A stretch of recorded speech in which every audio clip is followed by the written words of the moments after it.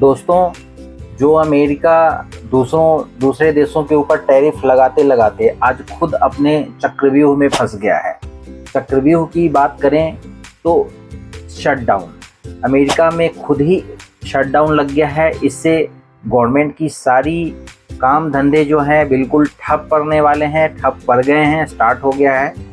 और ये शटडाउन क्यों लगा है, इसी के रीज़न के बारे में हम डिस्क्राइब करेंगे।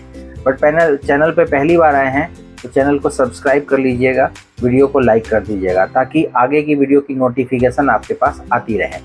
देखिए, अमेरिका में शटडाउन स्टार्ट हो गया है। शटडाउन इससे पहले 2018 में भी अमेरिका में एक बार लगा था, बट उसके बाद अभी लगा है शटडाउन। और ये शटडाउन जो है गवर्नमेंट का शटडाउन होता है। शटडाउन का क्या मतलब है?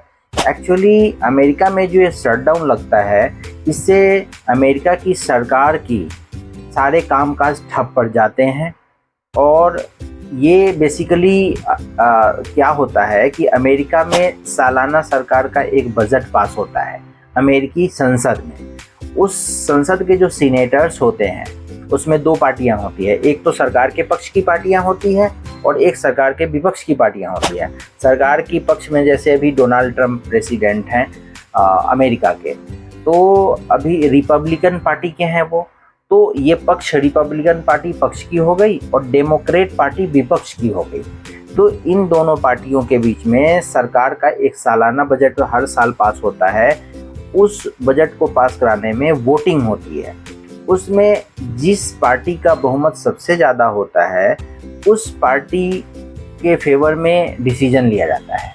तो जैसे रिपब्लिकन की सरकार है, तो अगर रिपब्लिकन वोटिंग में जीतती है तो बजट पास हो जाता है, कोई दिक्कत नहीं आती। अगर विपक्षी का वोट ज़्यादा हो गया तो फिर क्या होगा कि बजट पास नहीं होता है।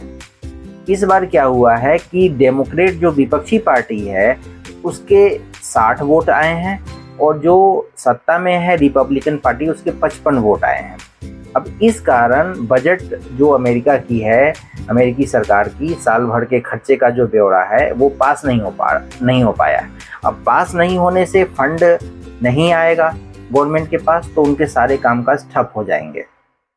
इसमें क्या क्या ठप होता है, तो इसमें गवर्नमेंट की जितनी भी सेवाएं, गैर जरूरी सेवाएं हैं, जैसे है म्यूजियम है, पार्क है, कुछ ऑफिसेज हैं, ये सारे जो हैं बंद हो जाते हैं। इसमें लाखों सरकारी कर्मचारी जो हैं उनके वेतन, उनकी जो सैलरी है वो रोक दी जाती है।